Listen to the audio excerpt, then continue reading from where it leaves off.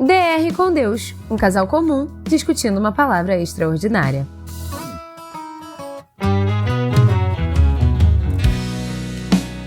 Fala galera, sejam muito bem-vindos ao nosso primeiríssimo episódio do DR com Deus aqui no nosso estudo cronológico da Bíblia. Aê!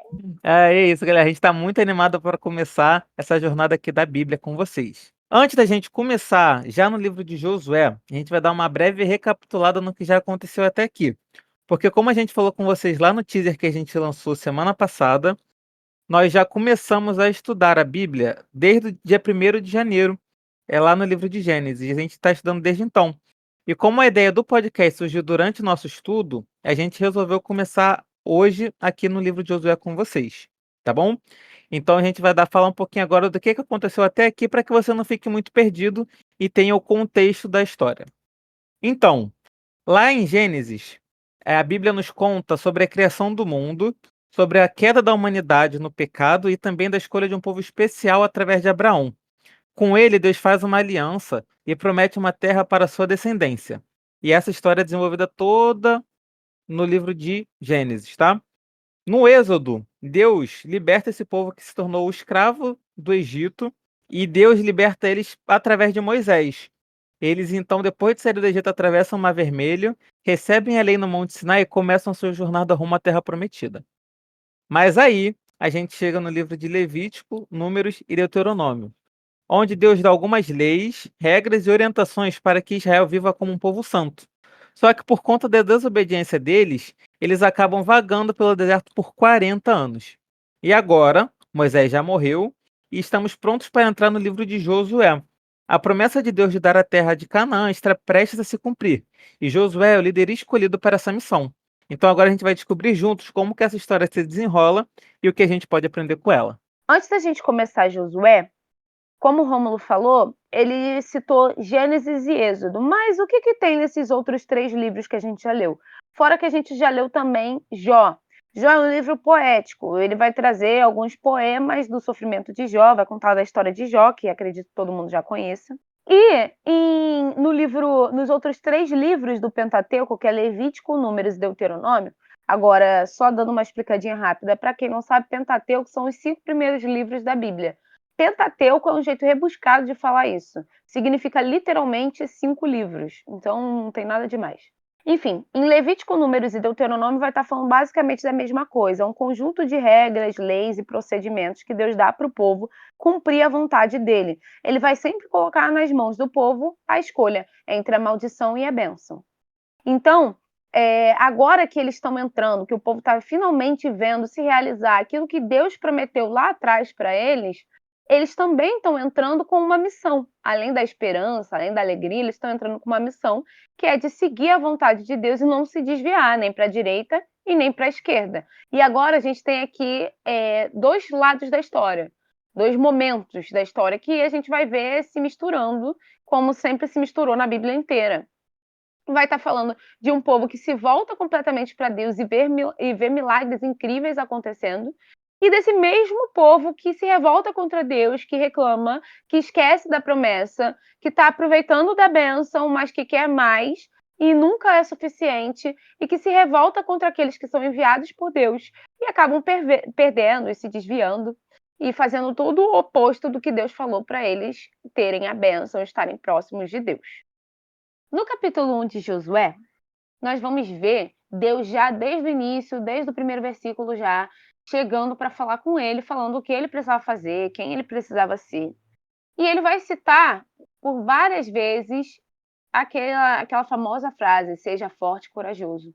E eu destaquei aqui o versículo 18, que vai estar falando somente seja forte e corajoso também, mas dessa vez de uma forma diferente.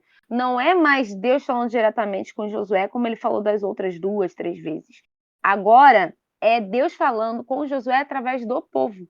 E eu achei isso muito interessante. Eu também queria destacar que, cara, a falta de coragem, para mim o oposto de coragem é covardia. É covardia?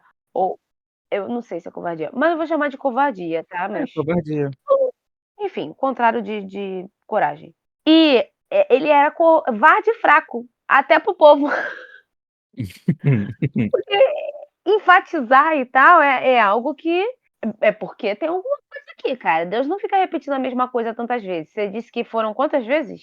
Eu não Três lembro. e mais uma, quatro com a do povo. 4, fora as vezes que foi em Deuteronômio.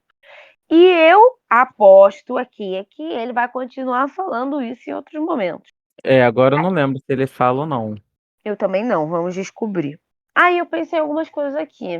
A primeira coisa é que a gente tinha postado lá na página do Instagram sobre o versículo 8, né? Foi versículo Uhum. 8, porque não tem como você amar, Josué 1:9, não fui eu que ordenei a você, seja forte e corajoso, não se apavore nem desanime, pois o Senhor, seu Deus, estará com você por onde você andar. Não tem como você colar esse daí no teu corpo, fazer uma tatuagem, botar num quadro, botar como a bio do seu Instagram, se você não conhece Josué 1:8 para você entender em que sentido Eu e acho um 7 como. tão importante quanto, tá? É isso que eu ia falar agora. A partir do 6, a gente já vê aqui como que vai ser os requisitos para você conseguir o 9. Vamos ler Não, aqui para ficar mais claro exatamente o que a gente está falando? tá, Acho que você vale a vai, pena ler esses versículos. Eu posso ler aqui. A show. partir do versículo 6, Josué 1, versículo 6, está escrito assim: Seja forte e corajoso, porque você conduzirá este povo para herdar a terra que prometi sob juramento aos seus antepassados. Somente seja forte e muito corajoso. Tenha o cuidado de obedecer a toda a lei que o meu servo Moisés ordenou a você. Não se desvie dela nem para a direita nem para a esquerda, para que você seja bem-sucedido aonde quer que andar. Não deixe de falar as palavras deste livro da lei e de meditar nelas dia e noite, para que você cumpra fielmente tudo que nele está escrito. Só então os seus caminhos prosperarão e você será bem-sucedido. Não fui eu que ordenei a você? Seja forte e corajoso. Não se apavore nem desanime, pois o Senhor, o seu Deus, estará com você por onde você andar. Exatamente. Você percebe que ele enfatiza o seja forte e corajoso na segunda vez para reafirmar aquilo que ele já falou desde o versículo 6? Uhum, uhum. Aí que tá, porque a gente leva esse seja forte e corajoso para nossa vida, mas a gente não entende o que é ser forte e corajoso para Deus. E a partir do versículo 6, Deus está dizendo: o que é forte e corajoso para Deus? É alguém que prega, né, que vai à frente do povo, que é influente dentro da própria fé, dentro do povo de Deus, daqueles escolhidos por Deus. É o cara Uhum. que tem coragem para fazer o que Deus manda, e isso inclui a lei, e não só as guerras, né? Que a gente sabe que Josué vai permear várias guerras, mas não O só as guerras, mas principal é ele guardar a lei e não se desviar dela nem para a direita nem para a esquerda. Esse é o principal foco desse versículo, né? E exatamente pregar ela. isso. E guiar o povo. Ele está falando sobre alguém ser forte e corajoso para guiar um povo através da lei. E aí vai terminar o versículo 9 dizendo que Deus vai estar com você por onde quer que você andar, né? E ele também está dizendo isso no versículo 7, no final do versículo 7. Ele vai falar para você ser bem-sucedido por onde quer que andar. Esse bem-sucedido, na minha interpretação, acho que é em todos os sentidos. Eu não acho que é só no Uhum. sentido espiritual. Sim, eu também acho. Aí eu fico pensando o É, impacto que a nossa vida espiritual tem no resto da nossa vida.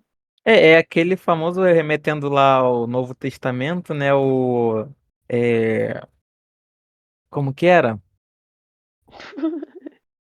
É que fugiu o começo, mas é o ponha o reino de Deus em primeiro lugar e todas as coisas serão acrescentadas. É um negócio assim, não é? Dá o reino, sua justiça. Ih, esqueci, menino. Depois eu Mas pesquiso. é essa, é. O pessoal sabe qual que é, eles vão mandar depois nos comentários lá exatamente qual que é o versículo. Mas é Isso aí. exatamente isso, tipo assim, a partir do momento que a gente prioriza Deus, eu acho que todo o resto da nossa vida é abençoado por conta disso, entendeu? E Deus, ele E é fiel com as pessoas que priorizam ele. exatamente. É isso aí que você falou é perfeito, porque eu acho que Deus ele loga diretamente uma coisa a outra, a bênção, a responsabilidade aqui. Ele está dizendo: seja forte e corajoso, tenha responsabilidade com o que eu estou te dando. Olha, você vai fazer coisas muito difíceis, você vai ter que sustentar a lei para você e para os outros. Isso aí. Você é referência. Então seja forte e corajoso para você conseguir se manter lá em cima. Imagina como Josué era para Deus ter que enfatizar tantas vezes isso.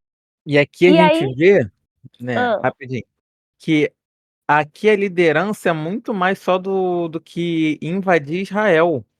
Porque o líder anterior era Moisés, mano. Você substituir Moisés não é coisa fácil, não. Tu tem que ser no mínimo bravo. Principalmente a questão espiritual, porque Moisés, né, o povo, ele decidiu: não, a gente não quer ter esse relacionamento com Deus tão direto, a gente quer que você represente a gente para ele, com Deus, né? Caraca, é mesmo, suba no meu lugar, né. Então, é o famoso lá, o vá, sobe no nosso lugar e você mesmo fale com Deus, porque a gente tem medo. E aqui é Josué que agora está tomando esse posto de o Josué vai ser o representante de Deus para o povo e do povo para Deus. Tudo bem que eu acho que isso cabe mais ao sumo sacerdote, né? Mas ainda assim, Josué é um líder também espiritual agora para o povo. Tanto que Deus enfatiza que não se desvie da minha lei, medite ela dia e noite, porque é algo que ele precisa estar enraizado ali, estar fixo, com as raízes bem firmes para ele conseguir conduzir o povo, porque a gente sabe como que esse povo é rebelde, como que eles se desviam. Moisés mesmo fala que eles são muito obstinados ao erro. Então, se o líder erra, meu filho, a gente sabe como que acontece no futuro, né? Quando, na época dos reis, quando o rei era bom e seguia a lei, o povo seguia a lei. Quando vinha um rei que não seguia a lei, o povo todo não seguia a lei. Então, é exatamente sobre isso que ele fala. É um povo que se perde muito fácil. É. É até por isso também que Moisés não entra na terra prometida, ele morre antes, porque no momento que ele se desviou, Deus sabia da influência de Moisés e o quanto o povo todo podia cair, porque Moisés atribuiu a ele o ato de tirar a água da pedra. Uhum. Eu também achei legal, assim, no versículo 7, acho importante destacar, o somente, sabe? Só seja forte e corajoso, o resto deixa com o pai aqui. Tipo, Sim. só, Aham. só isso. Só seja forte e corajoso, tenha cuidado em obedecer à lei. Só isso. Ele não tá pedindo mais nada.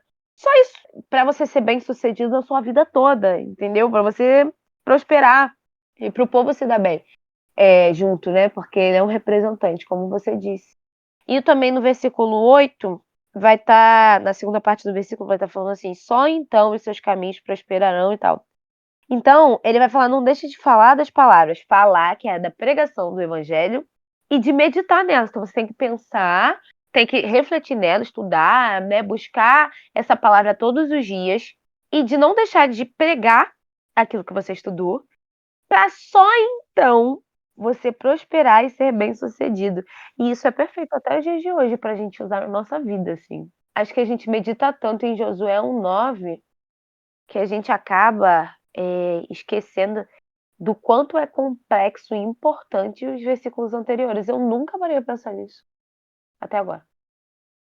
Já no capítulo 2, a gente vai começar pela história de Raabe. E eu também marquei algumas coisas aqui, do versículo 9 até o 13, mas eu queria destacar aqui do versículo 9 ao 11, fala sobre a Raabe e o conhecimento dela de Deus. Sim. Com aquela mulher que nunca presenciou de verdade essas maravilhas de Deus, teve uma fé tão grande só por ter ouvido falar. Uhum. Aí eu fico pensando assim, caraca, cara, quanta gente, sabe, se converte de verdade só por ter ouvido das maravilhas de Deus. Aí me lembrou, assim, da importância, por exemplo, de testemunhos, que é uma coisa que eu não ligo muito, mas quantas pessoas realmente são impactadas pela É. mensagem só de ouvir, né? Também pensei, qual o nome dele, gente? Oh, Deus, que branco. O que precisou ver para crer. Tomé. Tomé, me lembrou de Tomé. Ela é o oposto de Tomé. Sim. ela não precisou nem um pouco, sabe? Ela ouviu falar e ela falou: eu acredito nesse Deus aí, eu sei que ele vai matar todo mundo, eu sei que essa terra já é de vocês, entendeu? Só me leva junto. Me leva a mim e a minha família. E E antes ela disso, chama pelo nome, né? O Senhor, né? Não é nem falar o Deus de vocês, é o Senhor, eu, Senhor, o seu Deus. vocês vão ganhar, sabe? Ela já tem a fé que o povo demorou. Quantos livros, vida? A gente passou por Êxodo, aí tem Levítico, Números, Números. Deuteronômio, e o povo com essa dificuldade de crer em um Deus que eles viram tudo isso acontecendo, que eles participaram. Sim. E essa mulher só ouviu falar, e o pouco que ela ouviu falar, que ela descreve aqui do versículo 9 até o versículo 13, nem do versículo 13, antes disso. 9 a É, 11. 9 ao 11, essa mulher já creu em Deus e soube, assim, Deus vai ganhar. Lembra da última treta que eles têm lá em Deuteronômio, o povo de Deus? Que eu acho que é Deuteronômio, não, acho que foi antes, acho que foi em Números. Que foi porque o povo virou e falou: ah, não, não vamos não. Foi nada, acho que foi em Foi Êxodo. números. Foi números. Que o povo Foi falou quando assim: eles não subiram, né? Quando eles decidiram não tomar isso, terra. Foi ou porque final de tinha os Levítico ou foi gigantes. início de números. Acho que foi final de Levítico. Isso, tinha os gigantes, eles ficaram com medo. É, Aí eles ficaram com medo. E não quiseram ir, falaram: a gente vai perder, conhecendo esse Deus. Vendo aquela nuvem de fogo à noite, sabe? hum. Tendo tantas E, é- respostas de Deus, tendo o próprio maná todos os dias. e aqui a gente vê exatamente o oposto, né? Quem tá com medo é o outro povo, né? O outro povo ele tá Sim! apavorado. Só do povo de Israel tá passando perto, eles estão tremendo na base, né? Eles estão cheios de medo porque eles sabem que se Israel for tentar entrar naquela cidade ali para tomar, eles vão tomar, porque não tem o que eles fazerem, né? Visto Eles vão o que ganhar de aconteceu qualquer jeito. com os dois outros reis, né? Os reis dos amorreus, amorreus, que é? É, Og e Seom. morreu. E aí, tipo Cara, assim, só de ver eles já ficam assim, se eles vierem contra a gente vai dar ruim. exatamente. Ou seja, uma lição que a gente tira aqui, que é uma observação muito interessante, é que os povos pagãos acreditavam mais no poder de Deus do que o povo de Deus. E Sim, a gente vai ver isso se repetir várias vezes na Bíblia, que já aconteceu várias vezes, a gente sabe isso desde Gênesis, né? Mas também a gente vai ver isso acontecer quando Jesus vem à Terra. Os pagãos, eles acreditam mais em Jesus do que o próprio povo de Deus, os israelitas, é verdade. os judeus. Tipo, eles seguem esse padrão a história toda e é isso. E aí eu também achei interessante que no versículo 13 mostra o quanto ela sabia que aquele povo ia morrer mesmo. Ela tá destacando isso, mas no 13 ela destaca mais ainda. Ela fala que ela sabia, né? Cadê o 13? Eu vou ler aqui. 13 é: de que pouparão, me dei um sinal seguro, esse é o final do 12. De que pouparão a vida de meu pai e da minha mãe, dos meus irmãos e das minhas irmãs, e de tudo que lhes pertencem, livrem-nos da morte. Ela sabe que eles vão, que o povo vai de Vasco, o respeito a todos os vascaínos. E ela vai, e ela quer livrar ela e a família dela. Ela pensou em todo mundo. E aí eu fiquei pensando assim, cara, ela tinha certeza e ela foi sábia. Ela pediu pela família dela, por ela lá.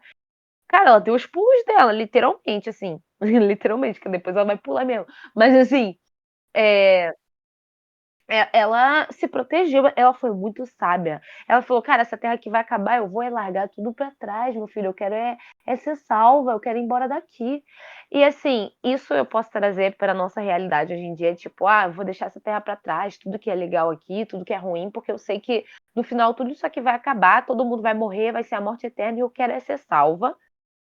Como a gente pode levar uma história que com certeza você pensou também, pelo menos eu acho, né? A primeira história que passou na minha cabeça foi na pessoa extremamente oposta. A gente já falou lá do Tomé, que viu para crer, mas nessa parte aqui de morrer, de largar a cidade, quem é que ia morrer se não largasse a cidade e acabou morrendo porque não largou de fato? A mulher de Ló. Só lembrei da mulher de Ló. Falei, caraca, essa mulher aqui é o extremo oposto da mulher de Ló. Ela mostrou exatamente o que a mulher de Ló devia ter feito pra viver. Eu fiquei, caraca, ela é braba. Ela é braba. Aí eu fiquei pensando, cara, essa mulher aqui é uma das mulheres mais importantes da Bíblia até agora. Se você parar pra pensar aqui, ó, tem as feministas que a gente já leu lá foi em Deuteronômio? Não, Foi foi números, Levítico. números. Foi Números, números. números. Em As números, feministas é ótimo. as feministas, eu vou lembrar de onde que é as feministas, eu vou falar pra vocês. Eu Eu tenho vejo que aqui, achar eu aqui. vejo aqui.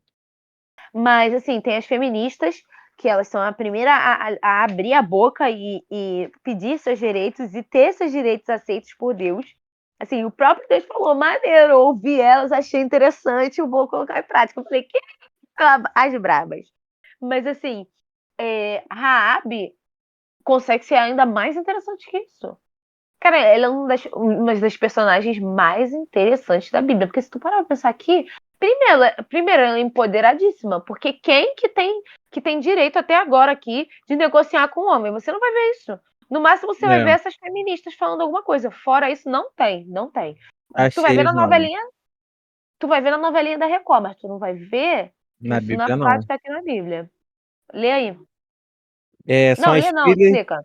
de Zelofeade, né? O nome delas é Maalá, Noá, Ogla, Milca e Tirza.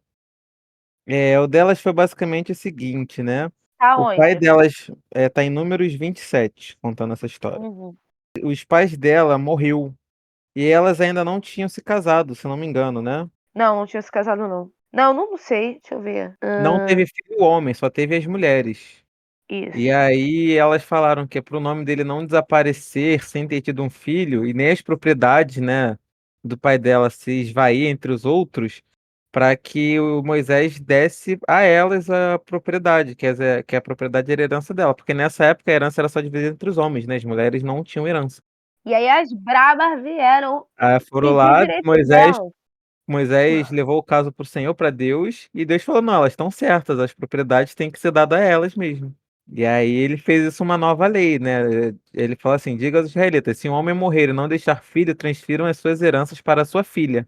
E aí, Exatamente. né, se não tiver filha, vai pro irmão, se não tiver irmão, vai pro parente mais próximo. Mas é nessa escadinha aí.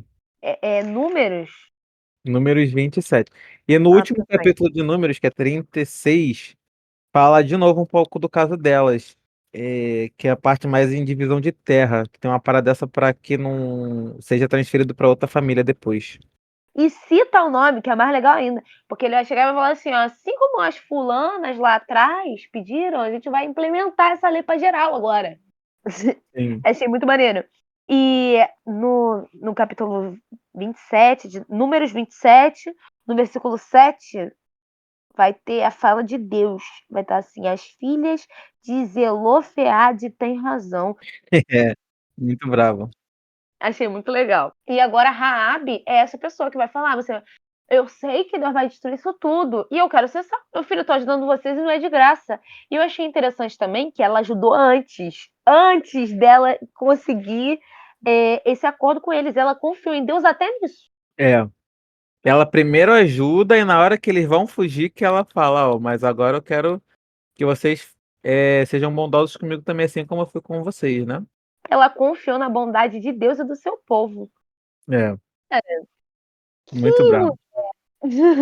brava Não é à demais. toa que ela tá na galeria da fé, né? Caraca, é verdade. A Galeria da Fé, pra quem não sabe, é Hebreus 11. Lá Muito no bom, final da inclusive. Bíblia. A gente vai passar por ela, não precisa ir lá não. Mas a gente vai citar ela algumas vezes. É porque a Galeria da Fé, a gente chama assim, porque lá vai estar dizendo várias pessoas que são exemplos de fé. Então, ela está lá, então a gente pode pegar aqui a braba, porque se ela tá na Galeria da Fé, pô, pra ser exemplo, que isso? Que isso? E lembrando, a Raabe era uma prostituta, tá? O povo tudo enxotava a prostituta, inclusive o povo de Deus. Deus condenou a prostituição 1 milhão de vezes em Deuteronômio, não sei nem quantas. E em Levítico, Nossa Senhora, enfim, ele condena isso completamente. Então o povo já tem uma aversão a isso. Ela foi corajosa em triplo. É, Eu fiquei impactada com a coragem dela.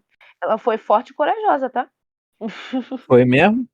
Bem, no capítulo 3, né, a gente vê a travessia do Rio Jordão, né, que a gente vê novamente Deus abrindo, na primeira vez foi o Mar Vermelho, né, que é o rio, ele para o fluxo do rio. E acho que aqui é engraçado que é diferente, né, que no Mar Vermelho é o mar que serve abre duas paredes, né, uma de cada lado, né, que lá fala que o mar será como paredes, um muro, né? E eles Uhum. passam no meio. Aqui não, aqui Deus ele segura o fluxo do rio, é como se tivesse criado uma represa, né? É Tipo uma verdade. represa de hoje em dia. E o fluxo para, então fica só para mais em cima deles. E aí fica seco, o rio seca. A parte depois da represa abaixa, seca, eles atravessam e depois Deus solta a correnteza novamente. Foi um paredão. Foi um paredão só de um lado, exatamente. Hum. A primeira é a Eu. hidrelétrica, só que não. Nada a ver. É uma represa, né? Só não É, tem mas não foi com energia. esse intuito. Hidrelétrica tem o intuito da energia, né? Tudo jóia. No versículo 7, achei interessante que Deus mostra o significado da exaltação para ele.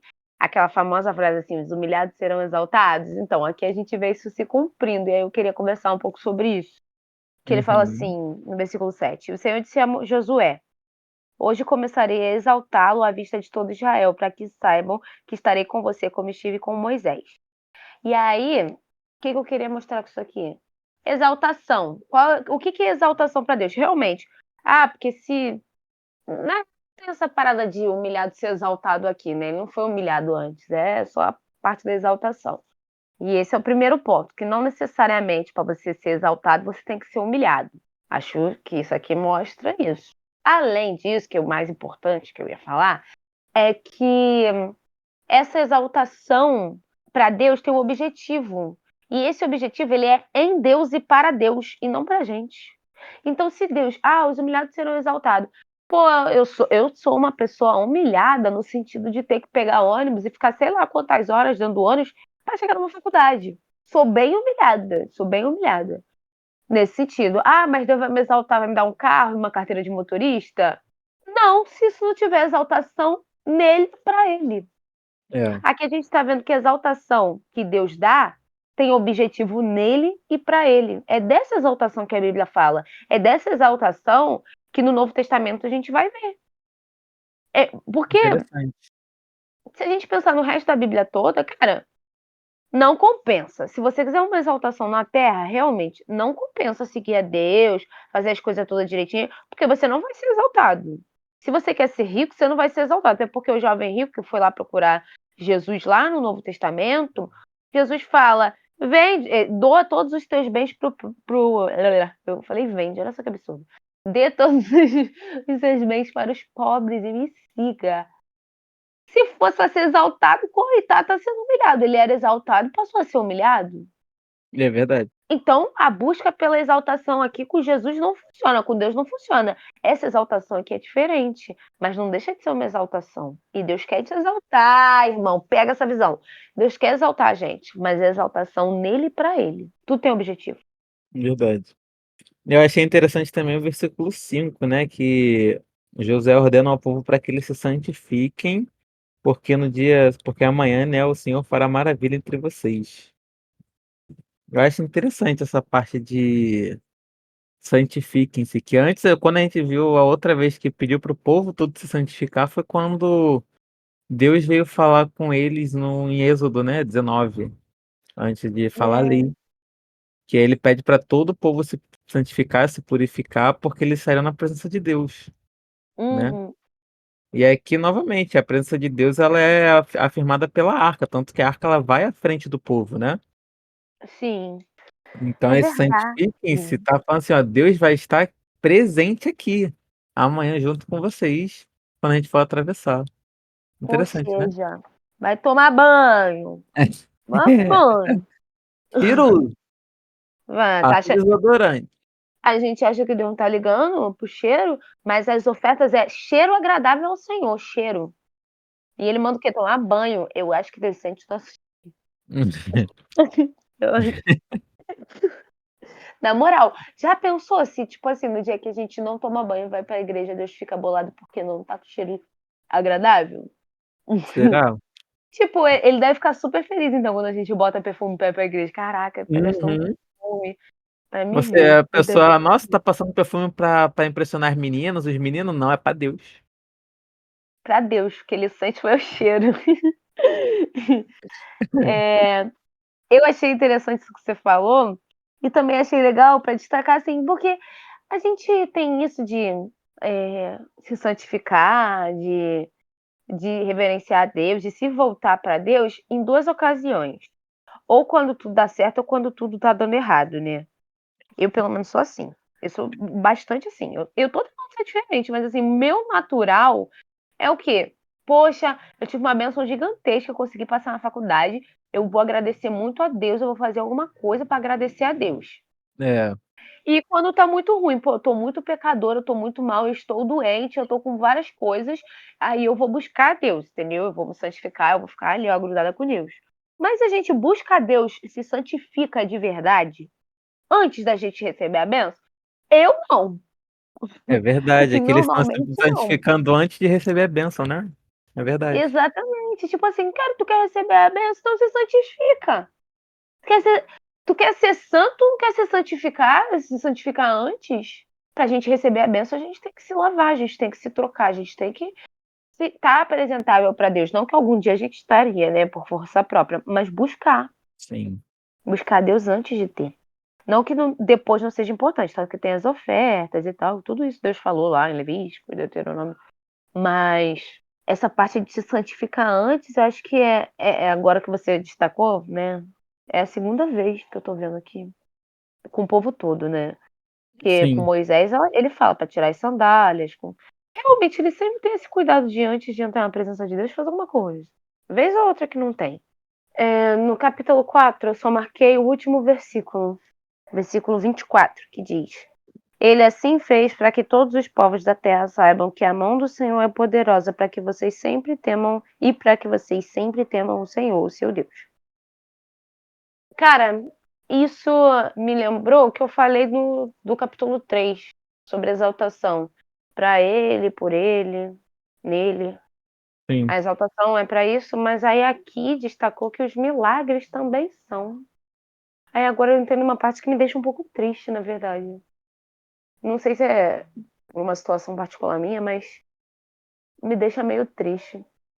Porque, assim, eu sei que existe um personagem na Bíblia, no Novo Testamento, que eu não me recordo qual. Não sei se é Paulo, se é Mateus, não sei quem é. Que tem um problema que Deus não ajeita, não é? É Tiago, Pô, então é eu o viajei. Tiago, é o Tem Tiaguinho. alguém. Então tem alguém que tem um problema, que eu não sei também qual que é, que eu não me lembro. E Deus, ele pede pra Deus curar e Deus fala, não, vou te curar. E aí eu fiquei pensando, caraca, cara. E eu ouvi uma pregação muito boa sobre isso, que falava que Deus não curou ele para mostrar também um milagre. Para mostrar que é capaz de seguir a Deus quando nem tudo acontece como você quer. Quando nem tudo é um mar de rosas, quando você tem algum tipo de deficiência, alguma coisa que te impede. É possível seguir a Deus e pregar o Evangelho e entregar a vida a Ele, independente da sua situação, independente da resposta de Deus para aquilo que você pediu. E eu Sim, acho isso um milagre gigantesco mesmo. Mas aí, sim, voltando para o capítulo 4 de Josué, cara, Deus ele fez o milagre de passar no Rio Jordão também com esse objetivo. Ele fala que foi para que todos os povos da terra soubessem que o que a mão do Senhor é poderosa, né? E para que eles temessem ao Senhor. E aí eu fiquei pensando, Deus deve fazer isso com todos os milagres, sabe? Porque os milagres que tem aqui na Bíblia, todos eles têm um impacto geral, assim. Todo mundo que lê tem algum impacto com isso. Deus ele faz milagres também com o objetivo de pregar, de falar sobre ele, de uma vida maior. Na real, eu sinto que Deus não está tão preocupado com a nossa vida na Terra. E por isso que é meio doloroso para mim esse assunto. Eu fico pensando, cara, parece um pouco injusto, mas não é. Se você parar pra pensar direitinho, Deus ele quer, ele tá preocupado com a vida eterna. Esse tempo que a gente tá aqui na Terra, o que a gente conquista aqui ou deixa de conquistar, não importa tanto. Tanto que ele vai falar lá no Novo Testamento que no mundo tereis aflições, mas tem de bom ânimo, eu venci o mundo. O que é o mundo perante toda a eternidade? E o objetivo dele não é nada na Terra, é no Sim, céu, é eterno. Elias cumpriu o objetivo dele na Terra e foi pro céu, cara. E nosso objetivo tem que ser cumprir o objetivo na Terra para ir pro céu. Não é viver bem na Terra. Jesus não viveu bem na Terra. E é complicado, porque é muito difícil a gente aceitar isso. Assim, pô, eu tenho um problema, um problema de saúde, ou um problema na minha vida, que Deus não vai fazer a minha vontade porque isso não tem exaltação nele. Caraca, cara, tipo, não é sobre mim, eu não sou protagonista nessa história. É doloroso, né? é. Mas eu acho que isso conforta, não é que conforta, mas ajuda a gente a entender também porque às vezes o não é a resposta. Porque a gente pensa, pô, se Deus é bom, por que que nem todos os milagres são realizados? Por que nem todos os pedidos são aceitos? Quantas pessoas boas a gente vê que morre por doença? Por que que elas não são curadas? E por quê? É muito difícil, né, a gente entender isso, mas eu acho que isso acaba explicando um pouco, porque Não mesmo entendi, não. que não, Não, por quê? Por quê? Você fez a pergunta, mas qual a resposta? Não sei a resposta. tá, vamos lá. Vou tentar falar o que eu penso sobre isso. Alguma pessoa que a gente vê doente, a gente pede para que ela seja curada e Deus não responde positivamente, né? Tipo assim, não tem um milagre, né? Não tem a cura. Nem sempre isso é algo negativo. Por quê? Eu acho que o que importa para Deus não é a sua vida aqui na Terra, mas sim a vida eterna. Então, quando a gente vê pessoas que são próximas de Deus, né? A gente vê que é uma pessoa que é próxima de Deus, doente, a gente fala, poxa, cara, essa pessoa dedica a vida dela inteira para Deus, por que que Deus não cura ela? A real é que, tipo assim, cara, Deus não tá nem aí se você tá saudável ou não aqui na Terra. Ele tá Ai, preocupado. É duro tu pensar entendi. assim, mas, tipo assim, Sim. cara, o importante pra ele não é a vida na Terra. Não é, não é, não é. Se você pensa que se você seguir a Deus, você vai ser rico, você vai ser próspero, você vai ter uma vida feliz aqui na Terra, irmão, deixa eu te falar, não é isso que Deus quer pra tu, não. É melhor nem continuar, com todo respeito. Não vai se frustrar. Não é isso. O que Uhum. Deus quer pra você é que você tenha um encontro com Ele pra que você possa desfrutar a vida eterna toda do lado dele. Isso que Ele quer. E aí a vida eterna ele se importa. A vida eterna sem dor e tal. E se para isso você precisar passar por momentos de dificuldade, por dor, por sofrimento aqui na Terra, Ele vai permitir que tu passe. Ele vai permitir. Que é real. É muito duro falar isso, mas quando a gente para pra pensar, tipo assim, cara, é a vida eterna que a gente tá falando, cara. Vale a pena. O É. que que você vai escolher? Tipo assim, 50, 60, 70 anos de vida feliz aqui nessa terra, que é toda cheia de dor, ódio, sofrimento, de E que mesmo que maldade. você seja feliz, ainda vai ser ruim, né? Tu ainda vai É, ser triste, porque em algum exatamente. momento vai ser ruim. Ou você passar por certas dificuldades, certas dores, você não ter sempre a resposta favorável,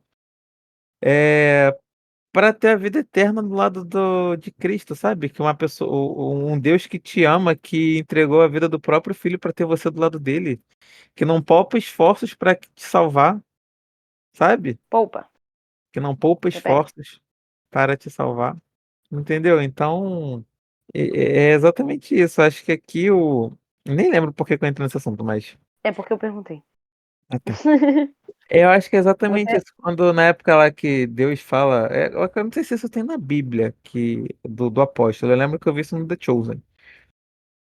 tem Que no sim. The Chosen, eu Eu não que não me lembro, lembro, mas tem sim. eu não lembro onde que fica exatamente. Ajuda nos comentários também se alguém lembrar, gente. Mas no The Chosen aparece lá o discípulo falando, né, pedindo para Deus, poxa, você cura tantas pessoas, por que que você não me cura? E aí ele fala, tipo assim, o que que você acha que é mais milagroso? É uma pessoa ser curada e ela falar de Deus, ou uma pessoa que, mesmo que não tenha sido curada, ela fala de Deus e cura outras pessoas, mesmo que ela mesma não tenha sido. Entendeu? Eu acho que Sim. o evangelho também é isso, sabe?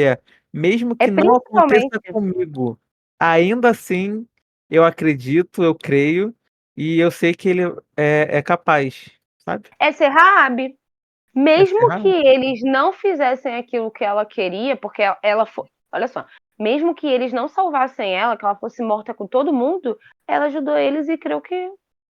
E fez a Eles parte também dela, seriam. Não, entendeu? Ela acreditou no poder de Deus e ela fez a parte dela, mesmo que não fizessem a deles com ela, assim, na cabeça dela, né? Era a parte deles. Então, cara, eu acho que o evangelho é sobre isso, de verdade, assim. Não sobre você não ter o milagre e fazer milagre nos outros, não é isso? Né? Até porque a gente não faz nada. Vocês entenderam, né? Eu tô falando no sentido de independente, entendeu? Eu acho que o evangelho ele é sobre a gente falar sobre Cristo independente do que a gente tem, deixar de ter, do que dá certo, do que não dá, do que é a vida boa, do que é a vida ruim, qualquer coisa, sabe? É uhum, acima de tudo, é por ele, para ele, sobre ele e mirando na vida eterna. E isso é tão legal porque ele fala sobre se abnegar. O evangelho é sobre se negar, é sobre largar tudo que é seu e seguir a Cristo. exatamente. Abrir mão do que você quer, do que você é e do que você já tem, do que você ia conquistar. E isso é mó complicado, né? Porque se a gente parar a pensar, a gente está o tempo inteiro correndo contra o tempo. Eu digo por mim, né? Tendo crise de ansiedade e vivendo e morrendo de medo de tudo que vai acontecer. Cara, o que são, como você disse, o que são 70 anos diante da eternidade? O 5 me pega especialmente agora. Porque, cara, quando Deus fala que vai fazer com Josué o que fez com Moisés, ele não falou brincando, né? Eu não achei que era tão É literalmente. literal, é literal. E eu digo ainda, eu arrisco dizer que foi um pouco melhor, tá? Porque não foi uma sarça ardente, não, Que cara. foi um anjo, né? Foi o comandante do exército do Senhor. Que isso? Que Brabo. isso? Caraca, maluco, imagina. Não consigo alcançar. Aí no versículo o quê? Não, eu achei muito engraçado também. Não, calma, uma coisa de cada vez. Aí no versículo 15, ele vai falar, Josué vai perguntar para esse comandante do exército, que mensagem o meu senhor tem para o seu servo?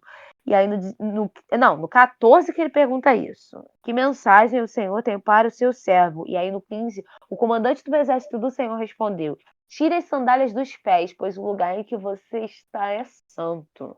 E Josué as tirou. Assim, de forma sucinta. Que isso? Absolute cinema. É absoluto cinema. Cara, na moral, imagina, meu Deus. E Moisés deve ter contado essa história, né, para as pessoas, principalmente para Josué, que era a pessoa que ele mais tinha contato, né? Era o Que aprendiz era dele. Tu Caraca, imagina, tu ali na hora, tipo assim, tu ouvir a frase, tira as sandálias dos pés. Maluco, não deve ter arrepiado na hora. Foi, eita, caraca, filho. imagina, desde criança devia sonhar, É o imaginar brabo. isso. Ele É, devia imaginar isso desde pequeno, sabe? Ele cresceu vendo Moisés contando aquela história, provavelmente, né? Isso tudo é especulação, tá, gente? A gente não tá escrito aqui que o Moisés contou isso pra todo mundo, pelo menos eu não me lembro dele ter contado. não, não fala não.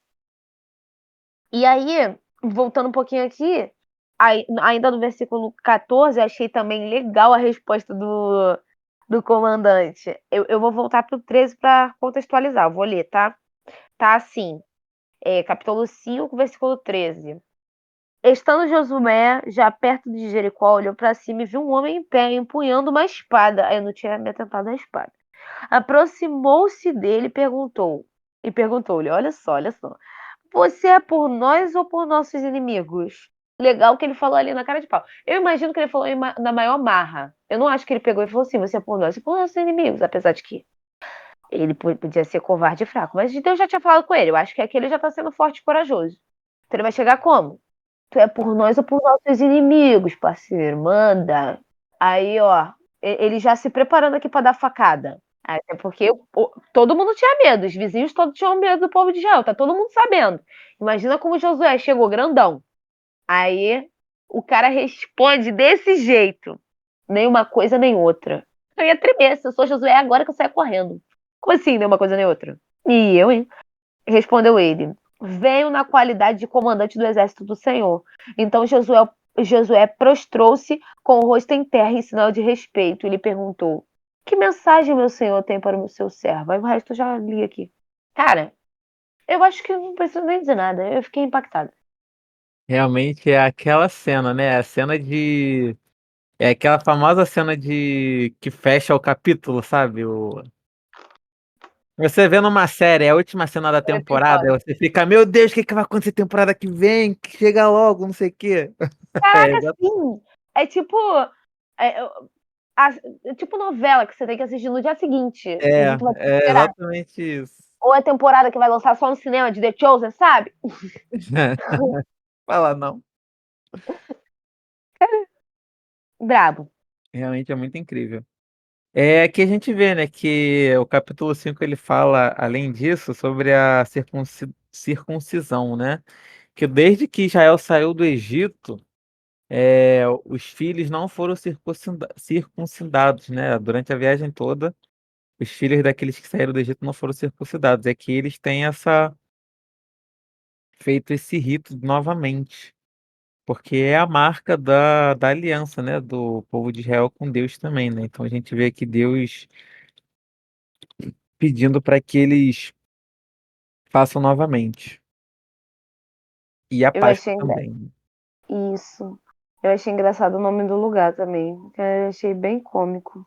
Colina dos Prepúcios é. É pegado. Onde você mora? Na Colina dos Prepúcios. Pra, pra quem não sabe o que é prepúcio, dê um Google. Não vou Dá um explicar, Google. não. Na moral, isso com todo respeito não vai rolar. Agora no capítulo 6 vai estar acontecendo aquele famoso momento que a gente escuta na musiquinha. Vem com Josué lutar em Jericó, Hey, Jericó, hey! Jericó. Vem com Josué lutar em Jericó e E as as muralhas muralhas. ruíram. Então, esse momento das muralhas, né, vai ter esse mandamento, assim, não mandamento, né, essa ordem de Deus de que o povo gire em torno das muralhas de Jericó, da cidade de Jericó, junto com a Arca da Aliança à frente. Tem uns soldados à frente ainda da arca, né? E aí eles vão tocando as trombetas. E eu percebi, esse é o momento que acontece aqui, que é contado até a queda das muralhas, a salvação lá da Raabe, da família dela. E eu marquei duas partes aqui, nesse capítulo. Eu marquei o versículo 27, que vai reafirmar aquilo que a gente já viu e já falou aqui nos capítulos anteriores. O versículo 27 diz assim: Assim o Senhor esteve com Josué, cuja fama espalhou-se por toda a região. Eu destaquei porque isso confirma aquilo que a gente já conversou aqui, que é sobre a fama, a glória ser de Deus para Deus e por Deus. Então, isso aqui reafirma que Deus deu fama a Josué e porque tinha um objetivo de pregação da mensagem de Deus. E a outra parte que eu espalhei, eu achei que eu espalhei, a outra parte que eu marquei, eu achei muito especial, que é no versículo 15. Dando contexto aqui para aqueles que não leram, e para aqueles que leram e não lembram também, importante, vai que você não reparou, né? Vai estar dizendo que esse povo ele vai girar 6 dias ao entorno da cidade de Jericó, tocando as trombetas e carregando a Arca da Aliança. E aí, no versículo 15, vai dizer o seguinte: no sétimo dia, levantaram-se a romper da manhã e marcharam da mesma maneira 7 vezes ao redor da cidade. Foi apenas nesse dia que rodearam a cidade 7 vezes. Eu, na hora que percebi, que li esse versículo, eu parei assim e pensei no início que fala no sétimo dia. Que em português, sétimo dia é igualzinho está escrito lá em Gênesis. E no sétimo dia descansou. No sétimo dia, sétimo dia. Então, eu entendi que era o sábado. Que na minha cabeça era a mesma coisa, sábado, Shabat. sétimo dia. Porque tá escrito da mesma maneira aqui em português. Mas eu dei um Google. E no Google tá falando que não existe nada que comprove que isso aqui é o sábado. Que não necessariamente foi no sábado esse sétimo dia. Foi o sétimo dia que eles estavam rodando ao entorno da cidade. Então, não necessariamente isso aconteceu no sétimo dia. Mas, se vocês seguirem a minha linha de raciocínio aqui, eles rodaram 6 dias. No sétimo dia, eles fizeram 7 vezes. Mas nos outros 6 dias, eles rodaram ainda e tocaram as trombetas. Então, no sábado, algum dia saiu. Em algum momento, o sábado chegou e eles estavam rodando. Não sei se foi no dia que foram 7 vezes, ou se foi o dia que foi uma vez, mas eles rodaram, eles tocaram a trombeta, eles carregaram a arca, eles marcharam. Será que se a gente fosse levar isso para o Novo Testamento, lá onde os fariseus criaram leis próprias sob a lei de Deus, será que não seria pecado? Não seria não guardar o sábado fazer isso? Por outro lado, foi o próprio Deus que mandou eles girarem ao redor dessa cidade, inclusive no sétimo dia, e fazerem tudo normal. E aí eu queria trazer aqui informação para vocês, porque isso me lembrou também daquele famoso versículo em Marcos 2, versículo 27, que vai dizer: o sábado foi feito para o homem, não o homem para o sábado. Esse versículo, ele é muito usado tanto para quem acredita na guarda do sábado até os dias de hoje, quanto para quem não acredita. E não é querendo matar nenhum nem outro, mas refletindo aqui do zero mesmo. Aqui está mostrando, está mais próximo, né, do mandamento em si que Deus acabou de estabelecer, do que no Novo Testamento. Por quê? Porque Deus ele deu as tábuas da aliança ali em Êxodo. Então está muito próximo. Está bem mais próximo do que do Novo Testamento. E aí eu paro para pensar que além de ser um mandamento do próprio Deus, está mais próximo do momento em que esse mandamento foi criado. Ou seja, esse aqui é o verdadeiro sábado. É a vontade de Deus. Não tinha influência das pessoas. Aqui não, nesse momento aqui não, porque foi o próprio Deus que mandou. Então não era um trabalho. Isso enfatiza o versículo em Marcos, né, que eu acabei de falar. Isso enfatiza por quê? Porque esse sábado aqui, ele não deixou de ser guardado. Esse sábado que Deus criou e que Deus fala nos 10 mandamentos lá em Êxodo 20, e que ele vai falar de novo lá no Novo Testamento, sendo Jesus condenado por não guardar o sábado pelos fariseus, ele aqui resolve, ele faz a mediação entre o Velho e o Novo Testamento, a interpretação dos dois. Porque ele está falando que esse sábado, o sábado ele não é um dia que você fica fazendo nada. Não é um dia que você tem que se abdicar de tudo, que você não pode cuspir no chão, que você tem que contar quantos passos você dá no dia. E o sábado não foi feito para isso. Não é isso o sábado. O sábado não foi feito para você sofrer. O sábado ele foi feito para santificação e para o descanso. O sábado ele foi feito para o homem, porque o homem ele precisa dessa santificação, ele precisa do descanso. E nesse momento que eles estão girando ao entorno da cidade, eles estão se santificando. É a parte de fazer para Deus, igual a gente conversou aqui sobre exaltação, enfim. O sábado ele é para a exaltação de Deus, ele é para a obra de Deus, até porque até agora a gente viu o trabalho no sábado, tá?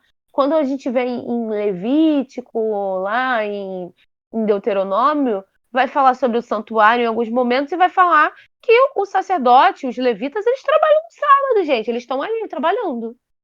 Ou seja, quando é para a obra de Deus, é para Deus, não é um trabalho. Quando é para curar, quando é para levar o evangelho, quando é para falar de Deus, você está fazendo nada mais, nada menos do que a obrigação do sábado. O sábado ele é para isso, ele é para Deus. O sábado ele é separado, ele é um dia de descanso e é um dia de se abdicar não de si, não do que você quer, mas daquilo que te tira da vontade de Deus. Ele é para se abdicar daquilo que te abdica de fazer a vontade de Deus. E esse versículo para mim foi esclarecedor. Aí eu achei importante trazer. Então, aqui no capítulo 7 a gente vê.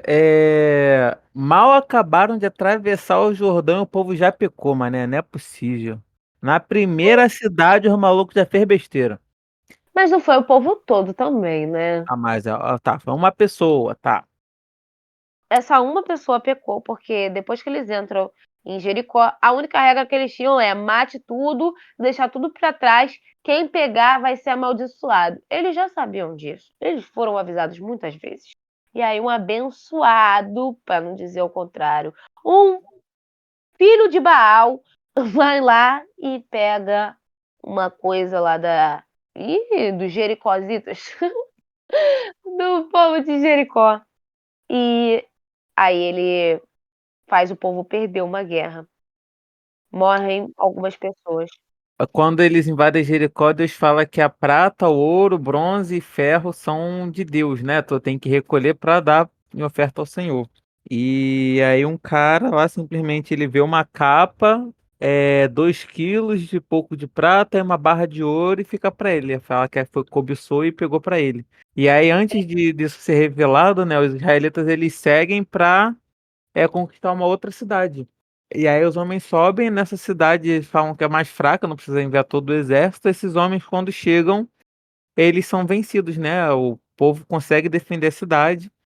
E aí José fica todo desesperado, né? Que a gente vê até uma postura meio assim, de José, tipo, para que nos mandou para cá pra gente ser morto?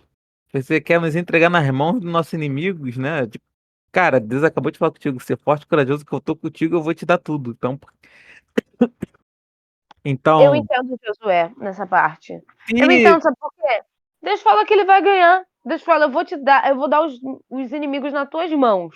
E aí Deus Aham. simplesmente não dá, ele surta. Só que ele podia ter Mas perguntado, Deus, por quê? exatamente, entendeu? Não era pra ele surtar, era pra ele ver. Cara, se Deus ele vai entregar nas minhas mãos, se a gente perdeu é que alguma coisa tá errado. Eu acho É, que ele deveria consultar pra saber isso, entendeu? Não se desesperar, prostrar-se em terra, como ele fala, né? mas a prostração em terra eu entendo, porque pessoas morreram, então ele devia sentir muito, né? Até porque eles não estão acostumados com a morte. Até agora, eles estão só ganhando com a morte José e ainda guerra. fala, antes nos contentássemos em continuar do outro lado do Jordão. Tipo, que Achei isso? pesado isso também. Mas ao mesmo tempo, eu penso o seguinte: se Deus não corrigiu ele, quem sou eu? Porque há problema onde não tem. Mas Deus fala, ele fala, levante-se, porque você tá aí prostrado. Foi Israel que pecou. Tipo, É não é pra verdade. você estar prostrado aí, entendeu? É exatamente isso. Deus fala, não é pra você estar prostrado. Vocês perderam porque Israel pecou. E, É. e Deus fala, né? Não estarei com vocês se não destruírem do meio de vocês o que foi consagrado à destruição. E aí é isso que eles fazem. Deus fala para apresentar todo mundo do povo de um jeito específico. Se você quiser ler, tá lá, no capítulo 7. E aí chega, esse povo se apresenta e o querido é apresentado. Deus mostra quem é. E aí esse abençoado vai e assume o que fez. Nisso que ele E aí, assume, ele é levado para um canto junto com todas as coisas e o povo apedreja ele, a família dele, os bois dele, tudo que ele tem é apedrejado juntinho com ele, fica lá um monte de pedra ainda. e aí depois é atacado fogo. Nossa, é verdade. Não, Pô. é? Apedrejou, Queimou depois tudo, que apedrejou também, queimou tudo e todos. é verdade. Não sobrou nada. E eu fico pensando, ao mesmo tempo que eu acho assim, tão drástico, assim, gigantesco, nossa, o cara morreu, o cara e a família toda que nem tinha nada a ver. Mas quem sou eu, né, pra dizer que a família sabia? Não sei se a família sabia ou não. Eu acho que é mais por exemplo mesmo, entendeu? Exatamente, porque foi a ordem que Deus deu, sabe? A única ordem que Deus deu ao povo não peguem nada para vocês, destrua tudo. E isso é que ele falou antes mesmo deles entrarem em Jericó, antes dessa ordem. Moisés deu essa ordem para eles, né? Foi, é Que verdade. nas cidades que eles forem tomar de Canaã, não devia pegar nada, todos devem ser destruídos, todas as cidades eram para ser destruídas, só as cidades fora de Canaã que eles fossem tomar que poderia ter espólios de guerra, né? Mas as de Canaã era para ser destruído, porque os povos delas eram maus e Deus ia levar a destruição através do povo de Israel, né? A eles. Então eles já estão sabendo há muito tempo e eles fazem isso. Ele faz isso. Ao mesmo tempo que eu tenho uma peninha assim da família, dos bichinhos, eu É, consigo entender de verdade e acho que nada melhor do que o exemplo. Até hoje em dia, se exatamente. a gente pegar a nossa lei atual, é sobre exemplo, é sobre alguém ser preso e passar vários anos na cadeia porque fez isso. Se foi ele mesmo, se não foi ele, a gente vai descobrindo com o tempo, mas que a pessoa é presa. Pelo menos era pra ser, né? Uma coisa é teoria, outra coisa é prática. Mas enfim, né? Mas em Deus é na prática e na teoria. E agora, no capítulo 8 de Josué, a gente vê eles voltando à cidade de Ai para novamente tentar tomá-la. E aqui nessa vez, né, ó, antes deles entrarem, Deus fala com Josué e entrega, fala a ele para ele não ter medo e nem desanimar novamente, né? Só falou, não tenha medo nem desanime. E aí ele fala que já entregou a cidade nas mãos dele. E essa é a primeira vez que uma estratégia é revelada, assim, Deus fez uma estratégia para eles invadirem. Recomendo que vocês leiam, muito interessante. Eles meio que enganam o exército de Ai, Ai, e aí eu achei muito legal. No final, eles conseguem vencer, eles não matam logo de cara o rei da cidade, mas esse rei é enforcado numa árvore no final do dia, ele ainda é enterrado num monte de pedras bem na porta da cidade. na porta da cidade. E para fechar o capítulo 8, o povo de Israel se reúne em frente ao Monte Ebal, novamente, onde Josué relê a lei, e não somente os 10 mandamentos, mas sim toda a lei, né? Fala que aquele relê toda a lei que Moisés escreveu, e inclusive as bênçãos e as maldições que são proferidas no livro de Deuteronômio. E aqui a gente já vê Moisés, ó, Josué Josué fazendo o que Deus pediu para ele no capítulo 1, que é para ele guardar, meditar na lei e falar da lei para o povo, né? Então aqui ele já está cumprindo o que Deus pediu. Isso que é um líder. Um homem! Uma Uma máquina! máquina! Agora no capítulo 9, a Bíblia está falando sobre como os gibeonitas deram um olé em Josué e todo o povo israelita. Eles usaram de uma estratégia semelhante ao que o povo de Israel usou. A estratégia também envolve atuação e eu recomendo que todo mundo leia, porque foi muito boa também.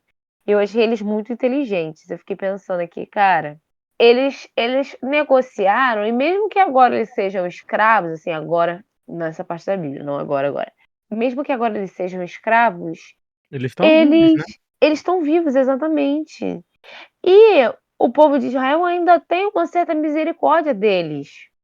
Por quê? Porque, primeiro, a gente viu em Deuteronômio que Deus tem todo um cuidado com as leis, com o trato, até mesmo com os escravos de outros povos, ainda assim não é largado igual é como as terras vizinhas faziam, como as cidades vizinhas faziam. Então não era de todo ruim, não era assim uma morte. Ao mesmo tempo, eu também achei interessante, é porque eu sinto um toque de fé neles. Até quando eles falam o Senhor, o seu Deus, e a gente sabe que ele entregou toda essa terra para vocês e que vocês vão eliminar todos os habitantes e tal. Isso está no versículo 24. Ele vai falar que teve medo do que poderia acontecer com eles e que por isso eles enganam. E que aí no 25 ele fala: estamos agora nas suas mãos, faça conosco o que parecer bom e justo. Eles podiam se rebelar, eles podiam tentar e tal, mas eles simplesmente sabem que Deus é mais poderoso que isso. Ao mesmo tempo que eles têm um medo que é algo negativo, né, perante a sociedade, tipo, eles têm medo, eles sabem que eles vão perder, que o povo de Israel está sempre ganhando. Eles atribuem isso a Deus. Eles dão os créditos, assim, Deus, o Deus de vocês entregou essa terra nas mãos de vocês, a gente ficou com medo de morrer, porque a gente sabia que a gente ia morrer. E aí eles agem dessa forma, ao mesmo tempo que eu acho errado, eu passo um pano. É interessante que eles sabiam da promessa feita a Moisés, né, mano? Como que eles sabiam disso? Fofoca corre rápido, pensando aqui. Eu também achei interessante, lá no versículo 14, que vai dizer, quando eles estavam negociando ainda, né? Ele vai falar que aí os gibeonitas vão falar assim: nossa sandália tá gasta, olha, nosso pão já tá velho, se esfarelando, a gente tá viajando muitos dias. Aí no versículo 14 vai dizer: os israelitas examinaram as provisões dos heveus, mas não consultaram ao Senhor. Então Josué fez um acordo de paz com eles, aí vai continuar a história, no versículo 15. Eu marquei E isso também. destacou assim, cara, eles não fizeram um acordo com Deus. Então eles foram enganados porque eles não consultaram a Deus antes, eu entendi desse jeito. Seguiram os próprios caminhos, né? Fizeram suas próprias escolhas com base no que eles viam.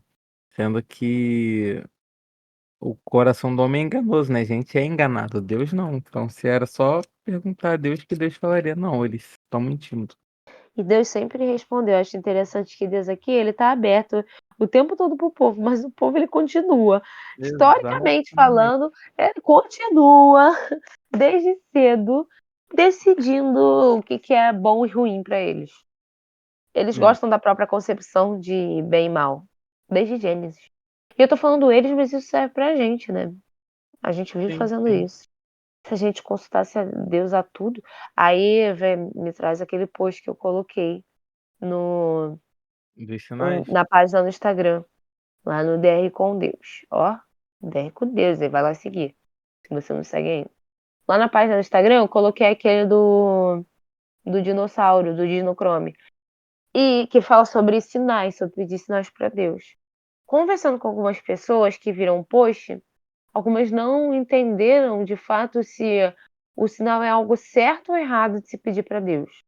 Só que o sinal, biblicamente falando, pelo que eu conheço, não é errado. Só que não é a única maneira, nem a maneira mais usada hoje em dia, assim, não é a maneira favorita de Deus falar com as pessoas. Até porque, com o próprio povo de Deus, Deus não fica repetindo os mesmos mandamentos 1000 vezes sem ter nada escrito. Ele escreve e fala para esse povo ler todos os dias. Ele não vai lá e repete quando as pessoas precisam, quando as pessoas procuram. O povo tem em mãos esses mandamentos, eles têm em mãos a vontade de Deus. E hoje a gente também tem em mãos a vontade de Deus. Não só os 10 mandamentos, né, mas a Bíblia toda, é um manual completo. Provérbios vai falar de todas as áreas da vida. Provérbios é para dar um sacode em tudo. Se tu quer saber alguma coisa da tua vida e tu acha que a Bíblia não tem, tu lê Provérbios que tu vai achar. E se você não achar, vasculha a Bíblia que você provavelmente vai achar. Mas existem os casos específicos que a resposta não vai estar lá na Bíblia. Pô, eu quero saber se eu tenho que casar com esse cara específico. Você já leu na Bíblia, você já sabe quais são as características de um homem segundo o coração de Deus, de um homem certo para você casar, de um homem que Deus vai se agradar e que você vai ser feliz. Só que você quer ter certeza, você quer uma confirmação. É errado? Acho errado. Só que você chegar para Deus e falar: ah, Deus me manda um sinal se esse Zé Droguinha aqui é o cara que eu tenho que casar. Você não leu a Bíblia, você não sabe. O cara não cumpriu requisito nenhum que está escrito na palavra de Deus.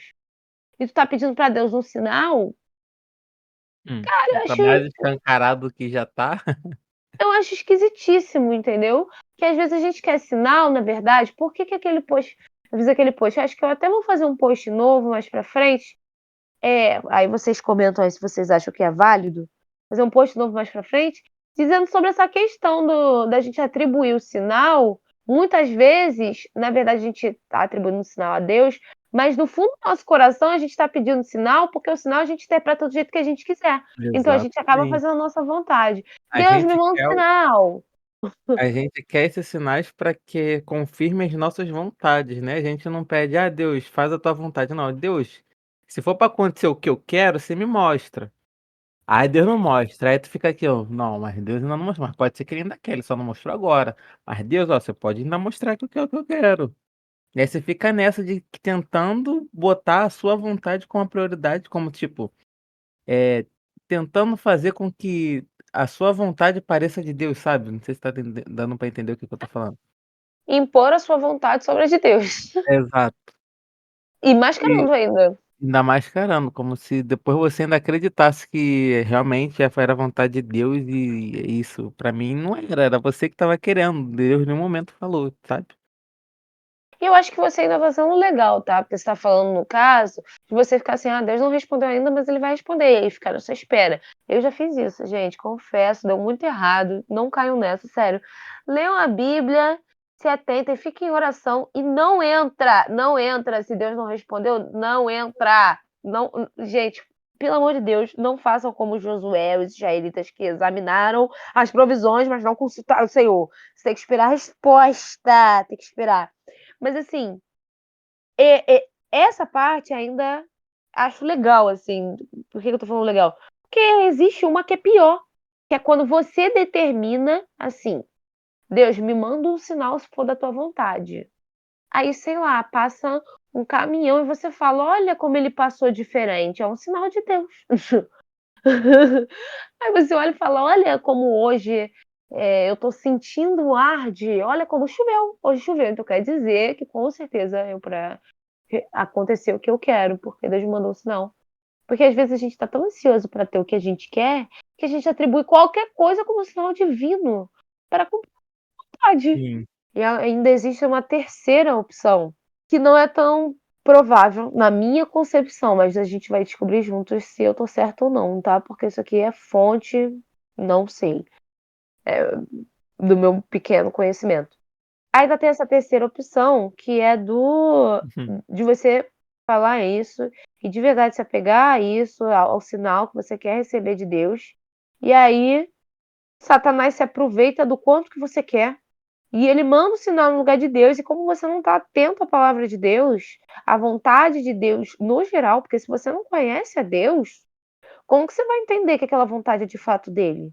Mesmo que você peça um sinal, a gente é enganado pelos nossos sentimentos. E os nossos sentimentos, quando é por alguém que a gente gosta, por algo que a gente quer muito, por uma profissão que a gente sonha a vida inteira, por algum sonho, por um momento certo que a gente acha que é perfeito para a gente investir em algo grandioso, a gente impõe, assim, as nossas emoções, a gente coloca as nossas emoções acima das outras coisas sem perceber. Isso acaba sendo involuntário. E eu acredito sim que Satanás se aproveita desses momentos que a gente está mais frágil, a gente está aberto a ouvir qualquer coisa e atribuir a Deus. Sim. Os israelitas fizeram isso, né? Eles nem consultaram, no caso, mas eu achei interessante trazer essa reflexão, porque achei que, por acaso, logou com aquilo que a gente postou no Instagram. Capítulo 10. Dia em que 5 reis lutaram contra Israel. Na verdade, não foi exatamente contra Israel, né? Eles ficaram sabendo que Gibeão tinha feito uma aliança com Israel e decidiram atacar, e Gibeão pediu socorro a Israel e Israel lutou contra os 5 reis. Maluco, só pedrada, literalmente. Recomendo vocês lerem, é muito engraçado, mané. Mano, tu imagina um exército só de Israel. Acredito que o de Gibeão tenha ajudado também, mas não vejo aqui, não fala muito, fala que é só de Israel, né? Lutou contra todo esses 5 exércitos e venceu. E aqui tem aquele milagre, né, que Josué pede para Deus para que o sol pare. Ele meio que exclama, né, sol pare sobre Gibeon e você olhou sobre o vale de Aijalon. E o sol parou mesmo. E no versículo 14 fala que achei muito interessante esse versículo. Nunca antes nem depois houve um dia como aquele que o Senhor atendeu a um homem. Sem dúvidas, o Senhor lutava por Israel. A gente já vê outros pedidos sendo atendidos, mas não dessa maneira assim, né? Como se tivesse realmente dado uma ordem, sabe? Eu acho que deu literalmente uma ordem. Eu parei pra pensar aqui, e eu não sabia dessa informação, mas na verdade, todo esse acontecimento que a gente acha tão incrível, que a gente ouve tantas pregações e novela, enfim, do sol parar e né, eles lutando até conseguirem terminar tudo, de Deus ter feito esse milagre tão incrível, tão diferente. Não foi porque atacaram Israel, foi porque atacaram Gibeão, que foi Exatamente. a cidade que no capítulo anterior fez tudo aquilo, né, que enganou e tal, e que agora é servo.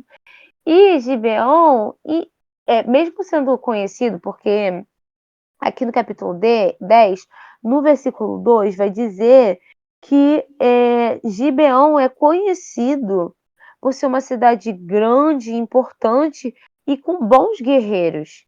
E que essa cidade era maior do que Ai, que foi uma outra cidade que foi destruída e que a gente já conversou sobre aqui. E Uhum. aí, eles juntam, esses outros povos se juntam em 5 para poder atacar Gibeão. Não foi nem Israel.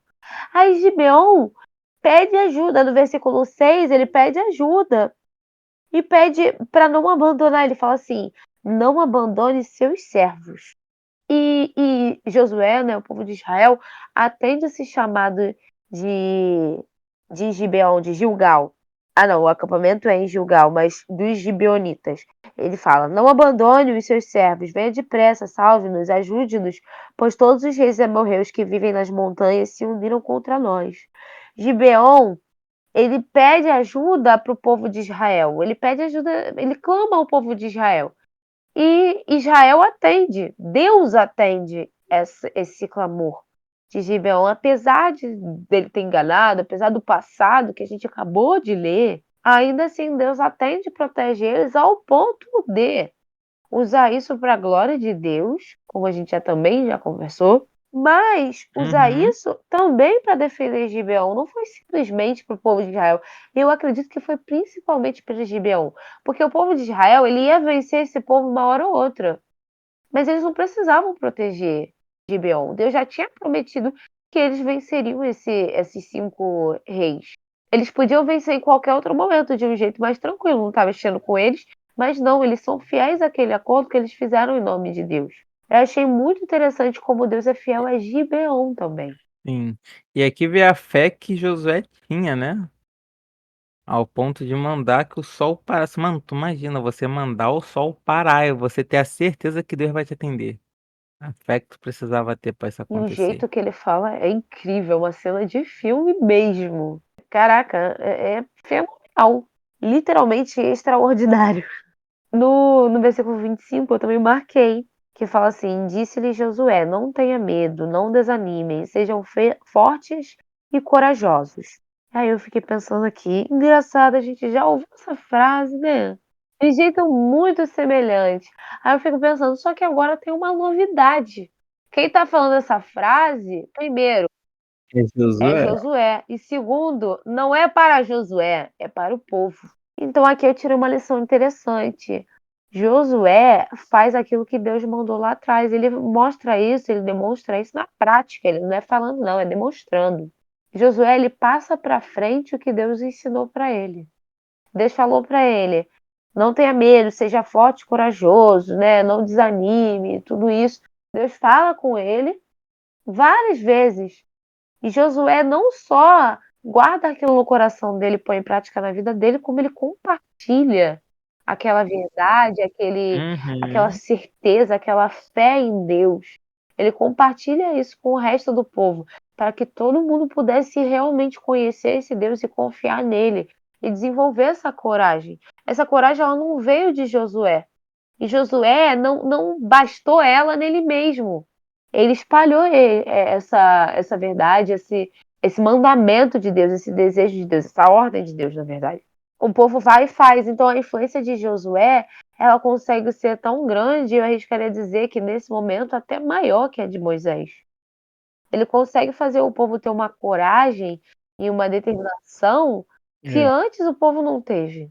E eu não atribuo isso a Josué, mas a transformação que Deus fez em Josué a partir dessa ordem. E agora Josué passa para frente, como Deus pede hoje para a gente passar para frente tudo isso que ele nos ensina, tudo que a gente sabe sobre ele. Até porque uma árvore que não dá frutos é uma árvore morta. Então, para a gente Exatamente. ser verdadeiramente seguidores de Deus, de Cristo, nós precisamos passar esses frutos para frente. A gente precisa dar os frutos, porque se Deus ele fez na nossa vida, então nós precisamos compartilhar esse amor e essa verdade para que outras pessoas tenham esse contato e possam ter esse acesso a Deus e essas maravilhas também. O Evangelho é sobre isso. E Josué já fazia isso desde essa época. Ele é um exemplo maravilhoso. Já no capítulo 11, vai estar terminando essa parte da guerra, pelo que parece. Parece que eles estão encerrando as guerras no local. E encerra as guerras com chave de ouro. É com uma coragem. Realmente, assim, eles foram fortes e corajosos mesmo. Além deles invadirem e conquistarem várias terras ao mesmo tempo e acabarem com um povo que tem a quantidade assim de exército, de pessoas no exército, que é a areia na praia, que é absurdo, que eu não consigo nem imaginar isso. Eles vencem, eles ainda têm pique para voltar, ir para a capital dessas cidades e acabar com tudo. Fazer exatamente aquilo que Deus mandou. Eu destaquei o versículo 15, que diz: tudo que o Senhor tinha ordenado ao seu servo Moisés, Moisés ordenou a Josué, e Josué obedeceu, sem deixar de cumprir nada de tudo que o Senhor tinha ordenado a Moisés.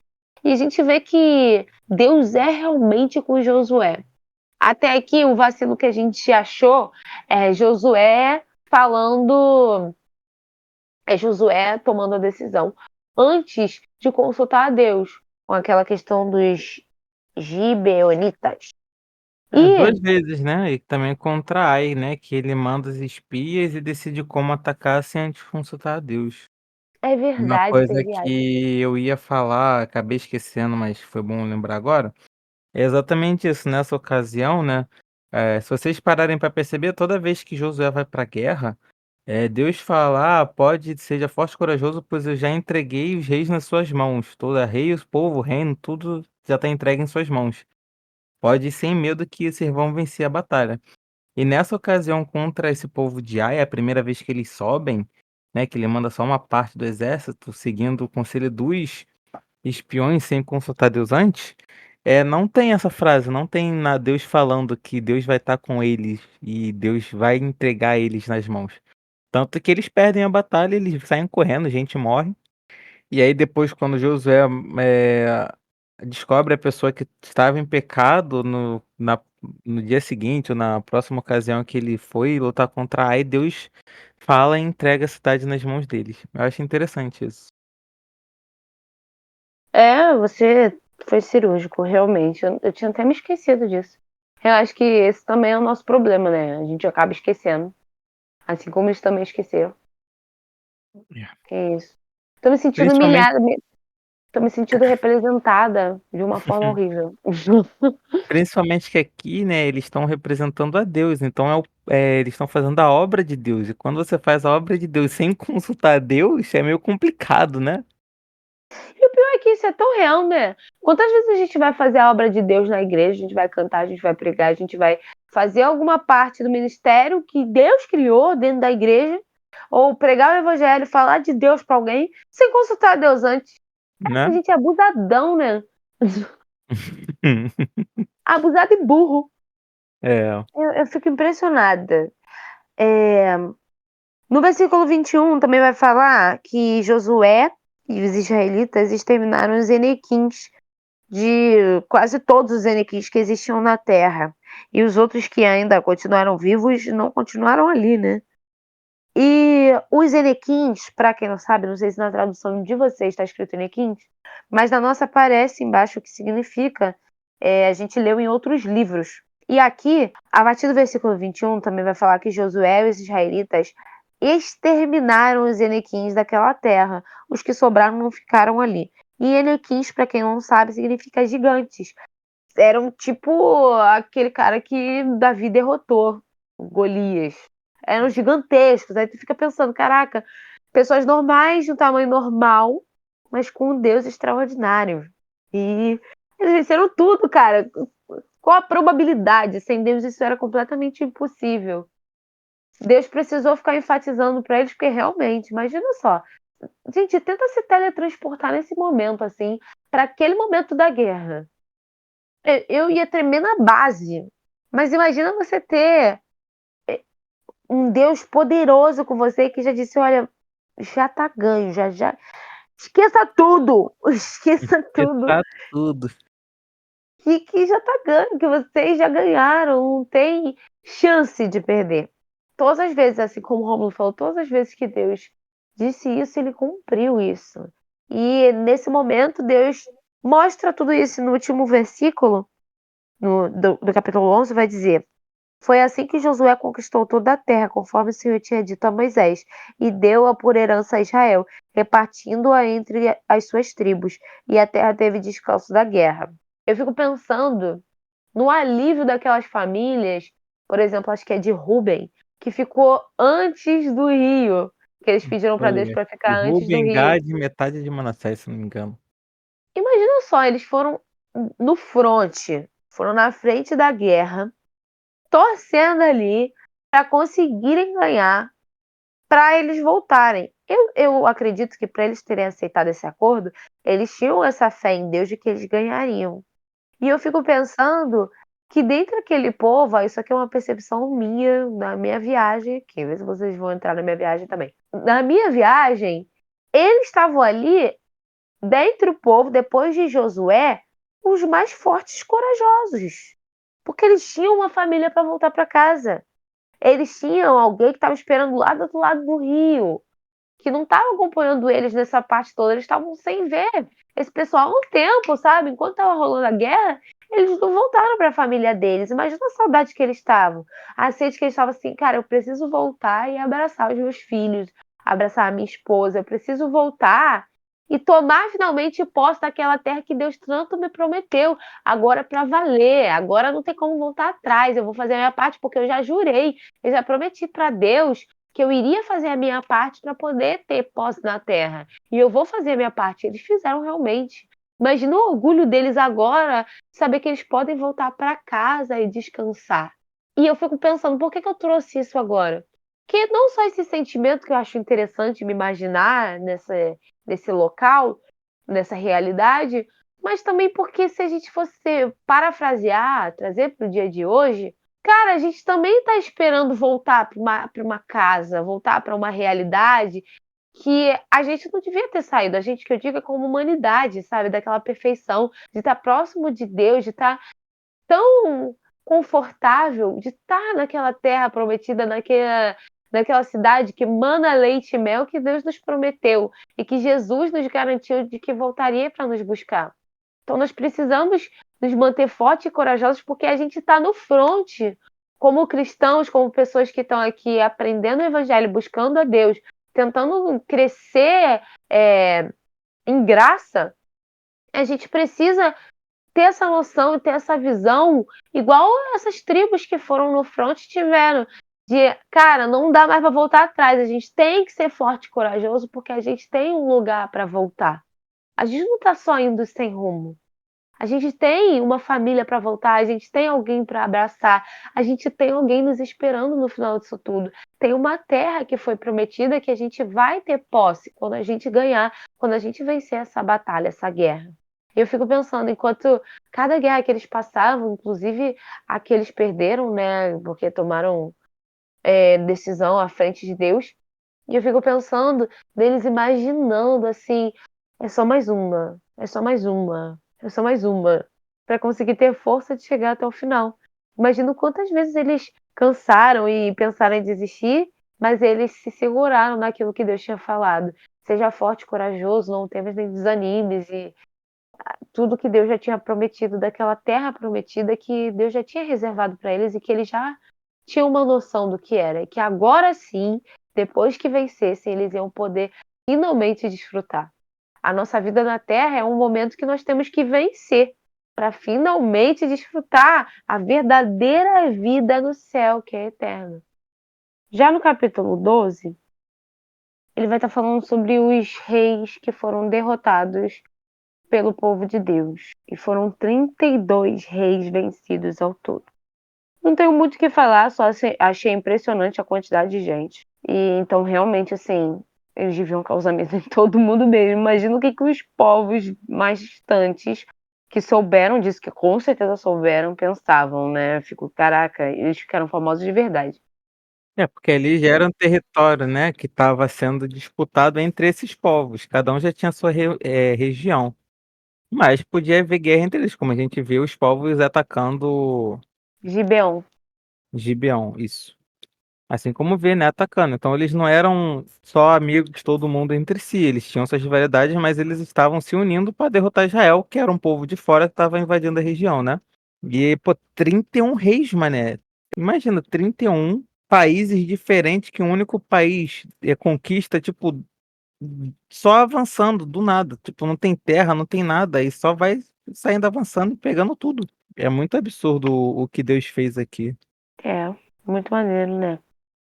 Ao mesmo tempo, é muito esquisito pensar, por outro É. lado, assim, que esse pessoal todo morreu. Se 31 reis morreram, imagina a quantidade de gente que morreu, porque eles tinham que entrar, sair matando, acabar com tudo, na maioria desses lugares. No capítulo 13, já vai estar falando qual tribo ficou com cada parte daquela terra. E eu marquei o versículo 22. Não marquei literalmente, não. Marquei na cabeça mesmo. Porque esse Balaão que se refere ao versículo 22, meus amigos, é aquele Balaão da bula de Balaão. E a gente soube em um dos livros que a gente leu que Balaão morreu justamente com a invasão do povo de Israel. Que quando matam um povo lá, mata inclusive Balaão. Tá escrito isso lá. E eu fiquei pensando, batendo cabeça Uhum. e orando. O Rômulo sabe disso. Orando, porque eu queria entender como que Balaão foi de profeta, um cara que, quando abriu a boca para amaldiçoar Israel, ele só conseguia abençoar, e no fim das contas, virou serinho pro rei e falou: Eu não vou fazer o que Deus não mandar, eu não posso, eu não tenho essa capacidade, eu não vou amaldiçoar só porque você quer. Ele basicamente diz isso. Com a cara e com a coragem, mesmo que a ira do rei se voltasse contra ele. E Balaão era conhecido por ser um profeta. Tanto que esse rei, ele manda buscar Balaão lá na outra cidade. Porque ele sabia que aquilo que Balaão mandava, que Balaão falava em nome de Deus, acontecia. Aí eu fiquei pensando como este cara, este homem que viu anjo e tal, como este homem foi morto porque pecou contra Deus. O que é que ele pecou? O que aconteceu? Em que momento da história ele se perdeu esse ponto? Nós já estudamos, quando a gente estudou a história de Balaão, que a mula era mais espiritual que Balaão. A gente já entendeu isso. Se vocês quiserem, a gente também explica para vocês em um post do Instagram, já que a gente já está em outro livro. Mas eu posso trazer um pouquinho da história de Balaão e explicar como a mula tinha mais sabedoria espiritual do que Balaão e visão espiritual. E aí, agora voltando. E aí eu fiquei pensando, batendo cabeça com isso. E agora vem essa resposta. No versículo 22 vai dizer que Balaão morreu porque praticava adivinhação. Gente, o cara foi de profeta do Senhor requisitado pra cara que praticava adivinhação. Eu não consigo nem imaginar isso. O que ele fazia? Tipo, virava carta? Eu fiquei, caraca, mano, o que aconteceu nesse percurso? E aqui, pelo menos, eu tenho a resposta do que eu pedi pra Deus, pra entender o porquê que ele morreu. O que ele fez contra Deus? Adivinhação. A gente sabe que Deus condena isso, e Deus já bateu nessa tecla várias vezes nesses livros da lei. E agora a gente sabe o motivo. Aí eu fiquei pensando, cara, muito fácil, né? Se desviar do caminho. 1 Coríntios, capítulo 10, 12 diz: Aquele que pensa estar em pé, cuide-se para que não caia. É, exatamente. Balaão não se cuidou e caiu. E caiu mesmo, e caiu feio. Morreu feião. Enfim, lição pra vida. Mais uma aí. Então, no capítulo 14, começa a divisão das terras, né? Depois que eles atravessam o Jordão. E aqui a gente vê Caleb vindo reivindicar a terra, né? Que Deus havia prometido a ele. E é muito bonito a forma que ele pede, que ele tenha certeza de que Deus vai dar essa terra para ele. A fé que ele demonstra que é muito incrível. E a gente entende porque somente ele e Caleb, daquela geração toda, entraram em Canaã, né? Que já se passaram 45 anos desde que Deus fez aquela promessa que todos os que saíram do Egito morreriam, exceto por Caleb e Josué. Então aqui a gente tem essa demonstração de fé de Caleb, quando ele vai reivindicar a terra que ele ficaria. Eu acho legal que Deus preservou o pique dele. Falou que ele ia entrar, que ele ia conquistar, que ele ia ver, que ele ia viver aquilo, que ele ia desfrutar da terra. E de fato, o cara tá com 85 anos dizendo que está com o mesmo vigor daquela época. Ele usa essas palavras. Tenho agora tanto vigor para ir à guerra como tinha naquela época. E aí ele tem a coragem de falar, tipo, imagina a situação, acabou a guerra, tá todo mundo se dividindo, tem lugar para todo mundo. Aí ele vira e fala: sabe aquela montanha onde tem os gigantes? Me dá aquela terra como o Senhor tinha me prometido. Porque se Deus estiver comigo, eu expulsarei todos esses gigantes de lá. O cara tinha uma fé muito Absurda. merecida ele ter entrado, muito merecida. Foi aquilo que você disse. E é interessante também como esse capítulo enfatiza várias vezes que é porque ele foi inteiramente fiel ao Senhor, o Deus de Israel. Achei muito legal. Ele realmente foi inteiramente fiel ao Senhor. E aqui chegou o capítulo 15, onde vai falar mais sobre essa divisão das terras e vai também contar o que aconteceu com aquilo que Caleb decidiu, né, de ter subido e ter pedido isso para Josué, e Josué ter autorizado. E aqui, obviamente, Caleb ganhou, graças à fé dele. E vai continuar falando o nome das cidades, quantas tinham, quantas tribos, o clã, e essas coisas todas. É um capítulo mais chato. No versículo 63 vai dizer que os descendentes de Judá não conseguiram expulsar um desses povos pagãos que eram os jebuseus, e que até o momento que isso aqui foi escrito, eles ainda viviam lá com o povo de Judá. E eu fico me questionando por quê, assim, o que será que aconteceu? Ai, gente, vocês vão ver com o passar do tempo que eu sou muito curiosa. Eu quero saber o porquê de tudo. Que Deus explica várias coisas aqui. Aí eu tô esperançosa de que no próximo episódio a gente já vai ter essa resposta, porque por enquanto eu não sei o porquê que eles perderam. Não é que eles perderam, tipo assim, que fala que eles conquistaram Jerusalém, que Judá vive com eles, com o povo de Judá vive com os jebuseus lá. Mas não explica o como ou por que que eles não conseguiram expulsar todos eles de Jerusalém. Por que que eles não conseguiram expulsar, mas vivem com eles? No versículo 63 fala que ali no final dele, tá assim, ó. Até hoje os jebuseus vivem ali com o povo de Judá. Ou seja, eles estão vivendo junto, né? Eu quero entender por que eles não conseguiram expulsar. Eles provavelmente perderam uma guerra. Como que não consegue expulsar sendo quem eles são? Porque, Mas se eles sinceramente, tivessem perdido a guerra, eles nem estavam juntos, vida. Eles não estariam ali. Foi alguma coisa que. Foi algum acordo, alguma parada que ficaram os dois. tipo o que aconteceu com o Gibeão. É, deve ter sido. Tomara que explique, porque agora eu tô curiosa. E esses foram os primeiros capítulos de Josué, de 1 até o 15. Espero que vocês tenham gostado desse nosso bate-papo, dessa nossa trocação de ideia. Manda também aqui os comentários que vocês tiveram, as suas ideias, suas reflexões. Teve alguma coisa que você concordou com a gente ou discordou? Teve alguma coisa nova para trazer aqui pra gente? Deixa aqui nos comentários, tanto nesse episódio aqui como também lá no Instagram. Pode mandar lá que a gente vai ler e vai responder vocês, tá bom? Fiquem ligados, porque logo, logo também estaremos lançando o nosso próximo episódio, que vai dar continuidade do livro de Josué. O próximo episódio é quinta-feira, então não deem bolo. E se vocês quiserem entender, vocês perceberam como funciona agora, hein?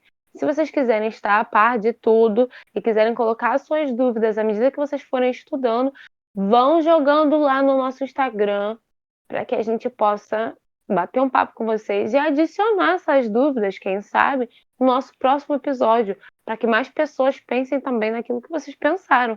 Não só dúvidas, como reflexões, se vocês discordaram ou concordaram de alguma coisa.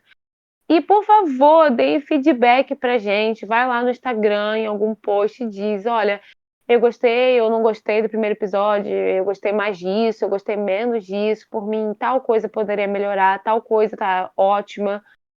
Digam pra gente o que a gente pode fazer, o que vocês estão achando. A gente quer realmente que vocês estejam junto com a gente nessa conversa, nesse propósito de ler a Bíblia toda esse ano.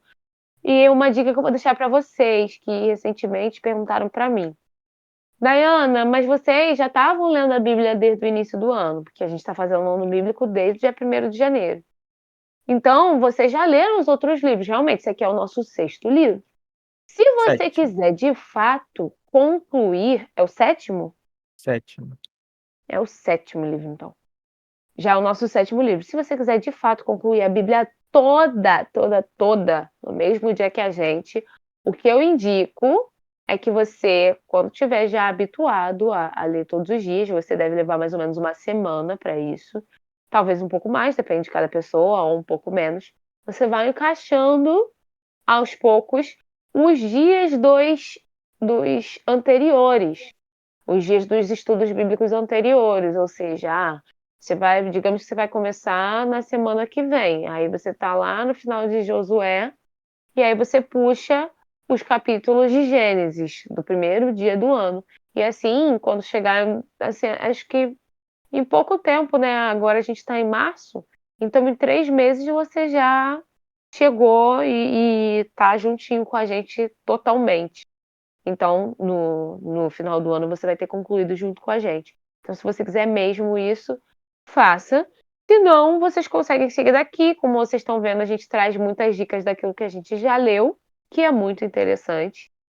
E se você achar que vai te sobrecarregar, aí você não faz isso. Você não estuda nessa hora, não estuda junto, tá? Faz de um jeito que seja leve, que seja tranquilo, que seja gostoso de ler, tá?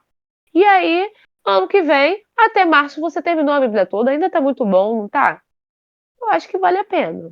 Então, para a gente finalizar o nosso episódio, participe conosco dessa oração. Pai querido, grandioso Deus, muito obrigado, Pai, por mais esse dia, por mais esses estudos que o Senhor proporcionou para gente. Foram tantas coisas que a gente pôde comentar, botar aqui a nossa opinião, os nossos pensamentos, e a gente consegue ver que o Senhor consegue esclarecer algumas coisas, mas ainda assim tem algumas coisas que a gente fica com dúvida, a gente não entende, mas a gente tem a esperança de que o Senhor vai responder um pouquinho mais para frente. Então, que a gente continue estudando a cada dia para que a sua vontade, o seu querer seja revelado para nossas vidas. Esteja também com cada ouvinte que está participando aqui com a gente, que o Senhor possa derramar uma bênção especial com ele. Caso ele ainda não faça o ano bíblico e tenha vontade de fazer, que o Senhor também o ajude. Porque a gente sabe que a partir do momento que a gente começa a estudar, começa a ler, vão surgir vários compromissos, várias coisas que vão tentar atrapalhar o nosso compromisso com o Senhor. Mas que o Senhor possa nos ajudar a sermos firmes e estudarmos todo dia e melhorarmos e nos aproximarmos ainda mais de Ti. Então, muito obrigado por tudo, perdoe os nossos pecados. Somos apenas seres tão pequenininhos tentando nos aproximar de Ti. Mas ainda assim o Senhor nos ama e o Senhor deu a sua vida para que nós pudéssemos ter próximos novamente. Então te agradecemos muito por isso, Pai. É o que nós te pedimos, te agradecemos em nome de Jesus. Amém. Amém. Pessoal, até o nosso próximo episódio na quinta-feira. Nós te esperamos lá. Se sentiu o desejo de ler e acompanhar junto com a gente, leia. Se não sentiu, continue nos ouvindo, que em algum momento, quem sabe, você ache muito interessante, tenha vontade de ler. Até porque agora a gente está no livro de Josué, que é um livro que eu não domino muito, não conheço muito. Conheço mais pela novela, confesso. Mas a gente vai chegar em livros muito bons, tipo Reis. Reis é um livro que dá muito pano para manga e com certeza você vai ter o desejo de ler essa palavra em algum momento. Se não for em Reis porque não faz seu estilo, você vai querer em outro livro. Então continue aqui com a gente para ter essas percepções e para chegar mais pertinho de Deus. Um beijo e até o nosso próximo episódio. Tchau, Tchau! tchau.